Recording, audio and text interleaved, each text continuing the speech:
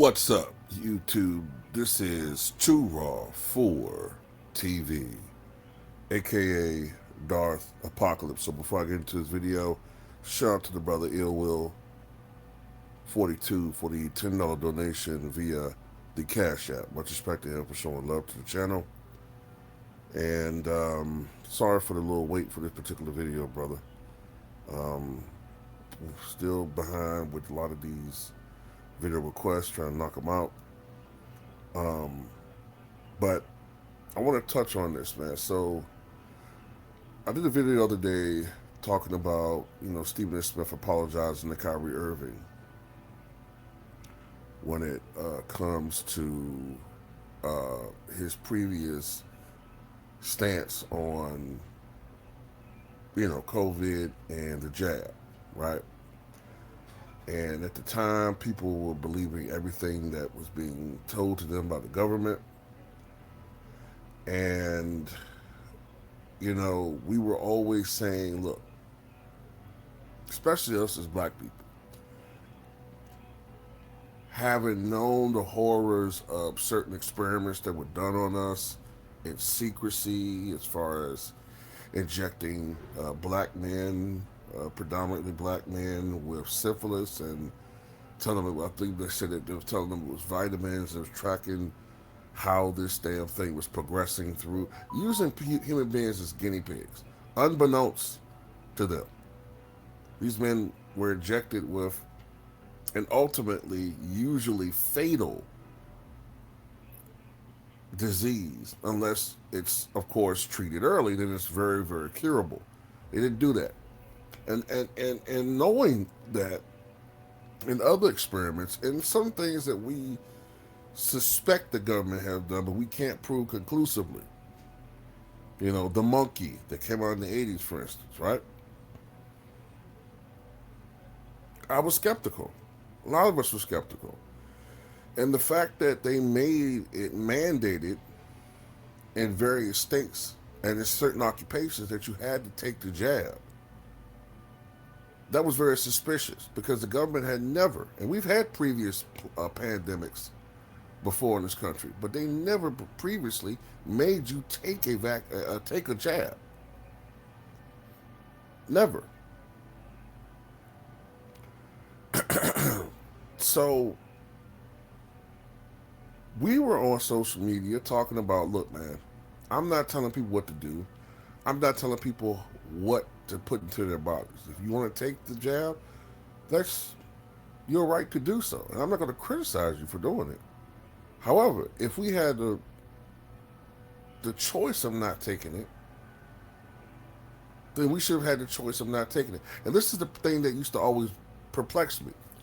People say, well, for other people's safety, you should take it. But I'm like, well, wait a minute. If you're taking the jab, that's you. Then you're inoculated, right? You're inoculated. You're good. Why do you care if I'm taking it? Especially if you're taking it and you wear a mask and you wash your hands, do all the precautions. I'm the one that's at risk. It's not like I'm smoking and you can get secondhand smoke. I'm the one taking all the risk. So it was really like bullying people into taking it. And then we've seen since then, since the Plandemic, in my opinion, and since the jab, we've seen certain things happen that we were warning against back then. One of those things is, we've seen a great increase in heart disease in young people. Whether it's through the virus itself, or as some studies have shown, the jab. Right? Now, like I said, I'm not telling people they shouldn't take it, but I'm just saying, hey, evidence is evidence. We've never before. Now, some of it could be attributed to sedentary lifestyle. Some of it could be attributed to the American diet. Absolutely. But my generation, we ate a lot of junk food, and you saw a slight increase in cardiovascular disease, but not to this extent. I mean, how many times if you check the news out and you see one of your favorite celebrities who's 27 is in the hospital with a blood clot, or they've had a stroke, or they've had a heart attack. You say, wait a minute, how old is he? Is he in his 50s? No, he's 29. What? That didn't happen before.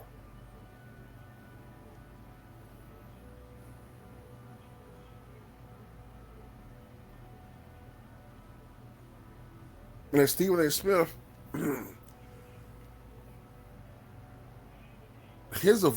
how he's evolved on this whole issue was he was totally bought in allegedly by what you know Fauci and the government, everybody was telling people.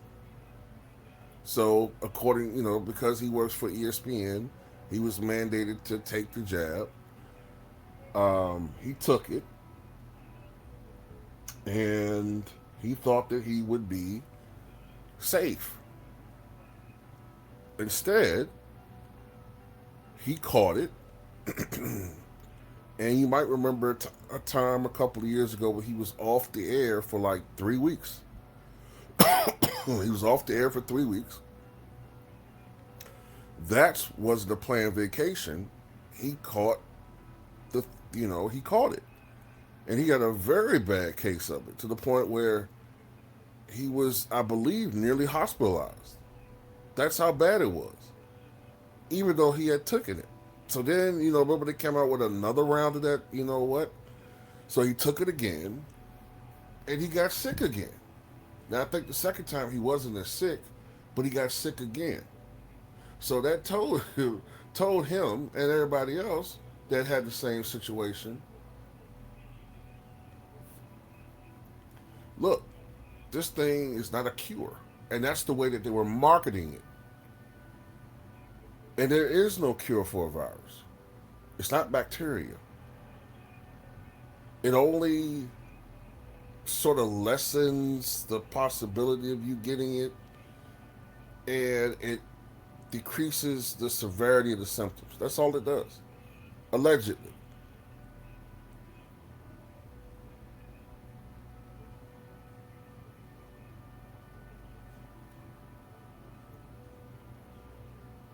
They downplayed a lot of evidence that showed that, COVID, the symptoms were much more severe in African Americans than any other race.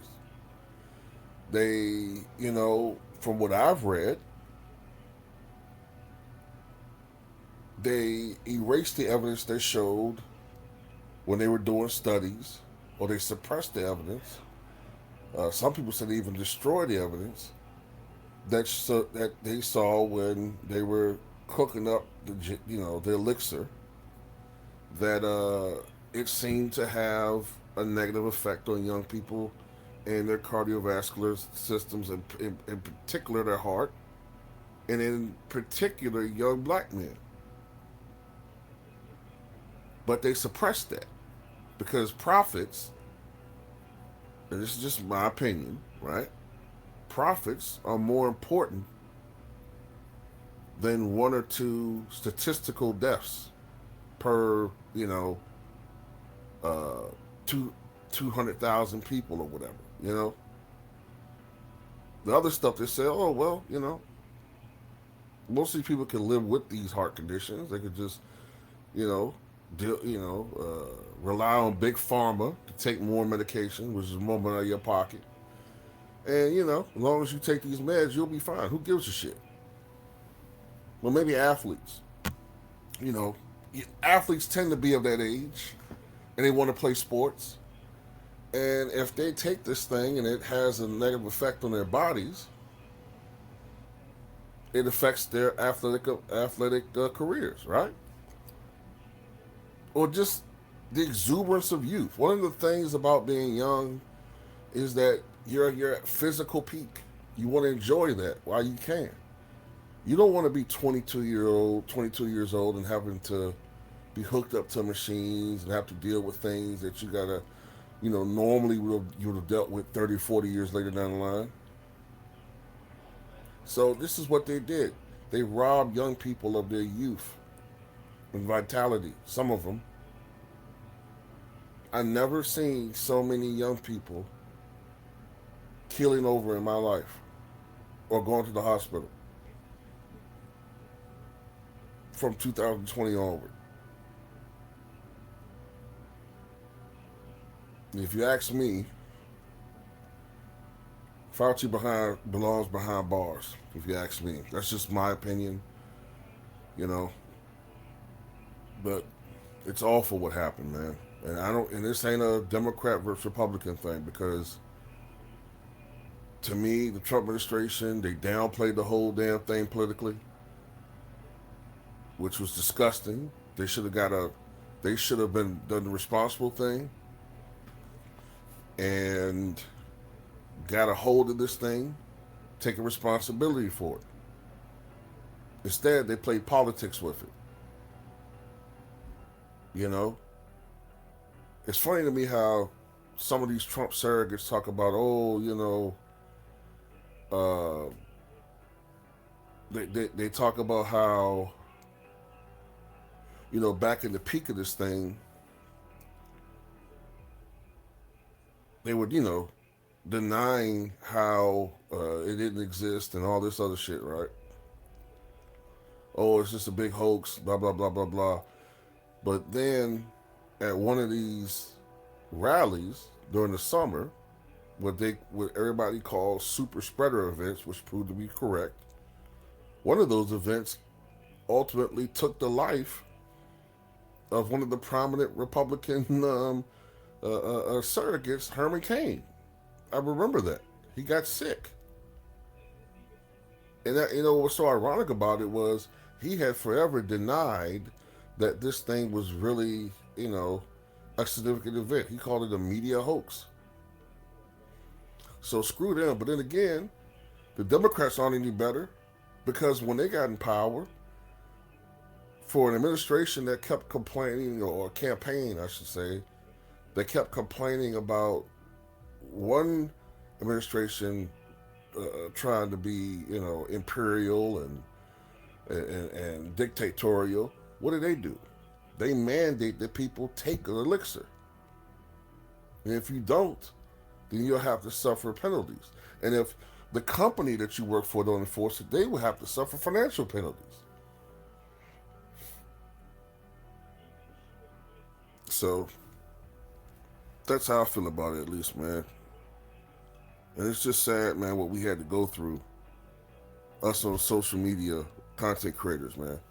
We couldn't even talk about this thing from a factual angle. We that was frustrating me. I wasn't on here making wild claims. I was talking about stuff that was being actually reported by the mainstream media. And they were flagging channels for medical misinformation.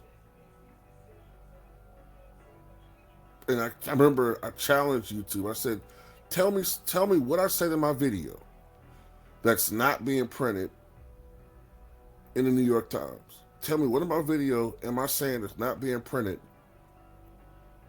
and repeated word for word by medical experts on television. And I got some standard bullshit line because they were forced to do these things by the Biden administration. And that was reported years ago.